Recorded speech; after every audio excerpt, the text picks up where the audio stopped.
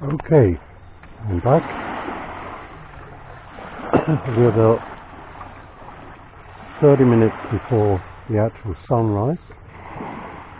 But as you can see, it's getting light already.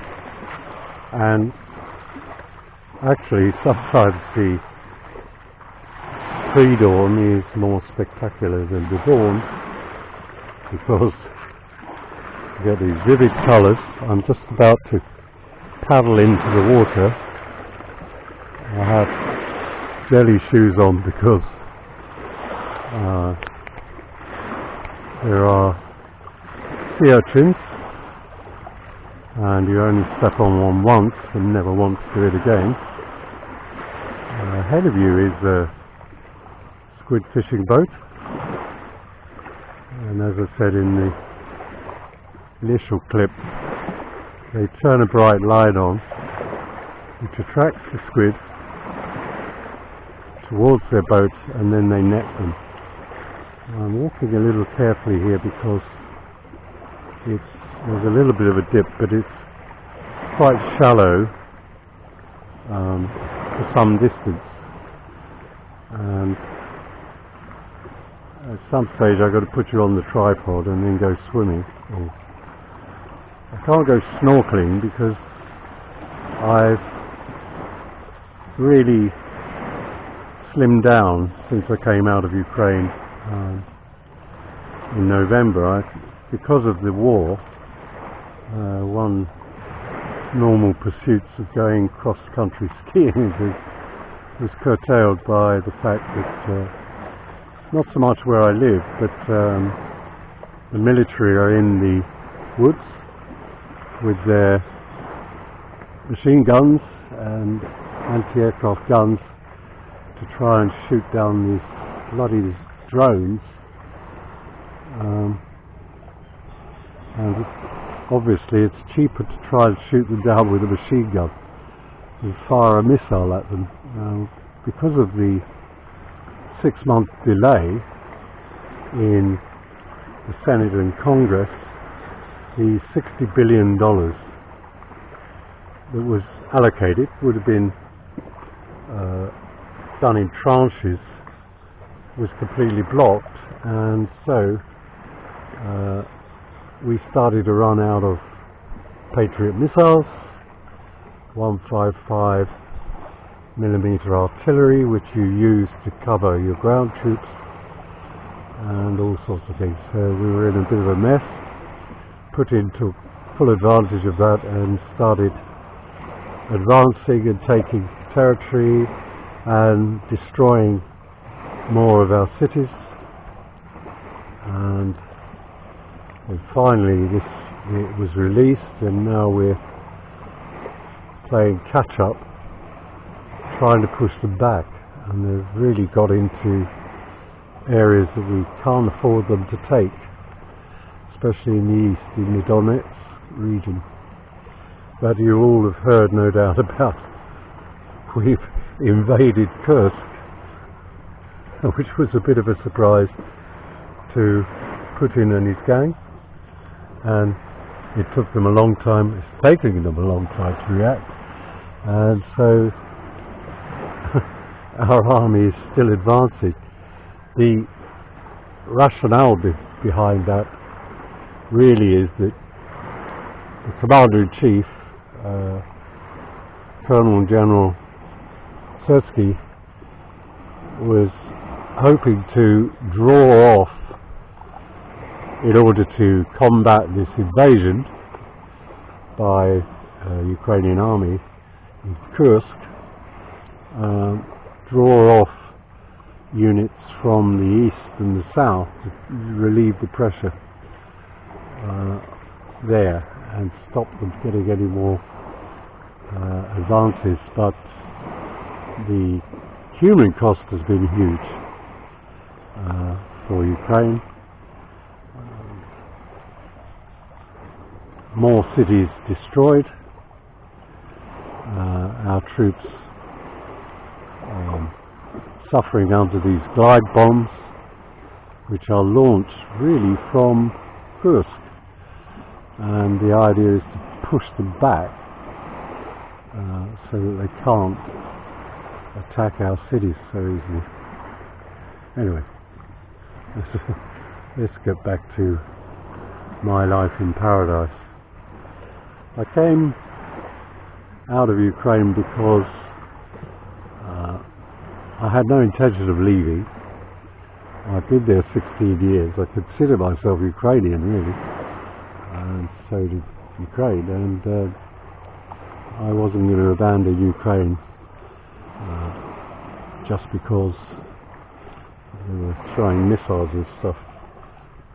They hit our city a couple of times, quite seriously, and we were living without power, and if you haven't got power you haven't got water, and so then it was discovered I have skin cancer, and it was decided, or I was advised to leave.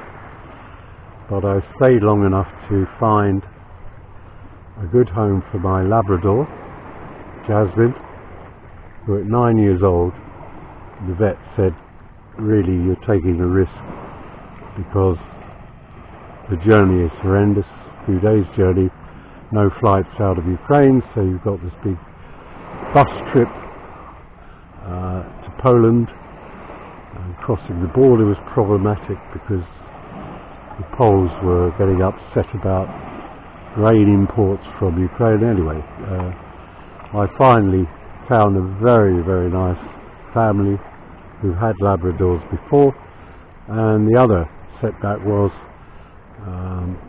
in 22 I adopted a little street dog called Pudding, who was only a few months old, who was dying out in the yard in front of our apartments, and an old lady, Babushka, said, David, can you take this dog? And I did, and Pudding now thinks Jasmine is her mum, and Jasmine thinks Pudding is her daughter. Jasmine was sterilised, so she couldn't actually have children. So I delayed and delayed and delayed, and by chance I was contacted by a lady called Tatiana, who lives in Kyiv, and she said, I'd like to take Jasmine. I said, well, I'm really looking for a home for both of the dogs. And she said, okay, I'll take both of the dogs. It was just lucky. And so I came out finally in November. I went first to Palawan. Why, I don't know. I liked the sound of it, but then I decided I didn't like Palawan as much as I thought I would. And so in February of this year I came over and initially stayed in Chiatom, which is about 40 odd kilometres south of Bakong, and was looking around. Finally found that I prefer to be in Bakong, well, Kombado, which is at the back of Bakong, nice and peaceful, and I found a very nice lady who had what we call a vertical apartment, because the ground floor is a very large kitchen, but it has ensuite bathroom, plasma screen TV, and a full-size single bed in an alcove. And I rather like being down there because I could put my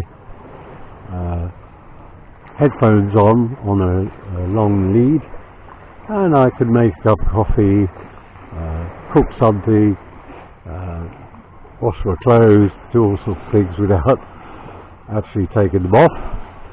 Now the first floor, well, I will say the first floor for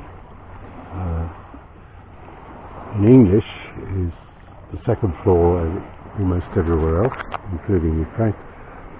You go up some outside steps, and there is the master bedroom, which is beautiful, has AC, has an overhead fan, has a full-size bathroom, a king size or double king size bed, and I just don't use it. I've actually never slept up there because I like being downstairs. Then, and this is the pièce de résistance which really persuaded me to take this apartment, go up more steps and there is a roof garden, and I could see the mountains, I could just about see the sea. So if I was really lazy, I could take all these posts from my roof. I sometimes do, but actually I like to swim, so I come down on my mountain bike, take lots of photos, and then swim once it's light enough to see the bottom because of the sea urchins, and also because of some naughty little creatures, minuscule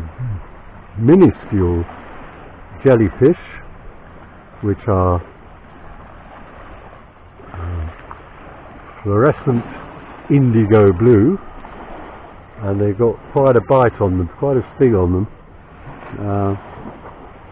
and you don't want to be stung too many times. Well, I get stung every day, but because I go into the deeper water, they're actually always out in the deeper water. And if you put on a scale, if you say a mosquito bite is a 2 on a scale of 1 to 10, these are a 10. They really sting, and their sting becomes very itchy, but you can't have everything in paradise, so there we go. I come down here every day. If I'm not here, because the water is so clear and clean here, it's just amazing. You put a snorkel mask on and look down, it's like looking into a tropical aquarium,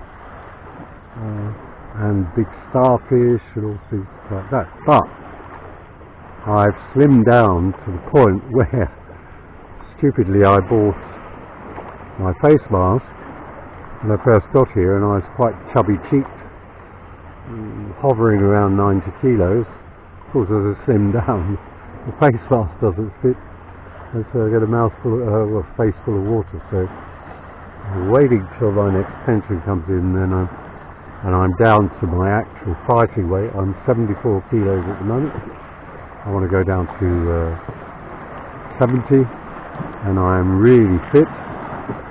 I don't look like a 75-year-old, and I certainly am not physically a 75-year-old doddery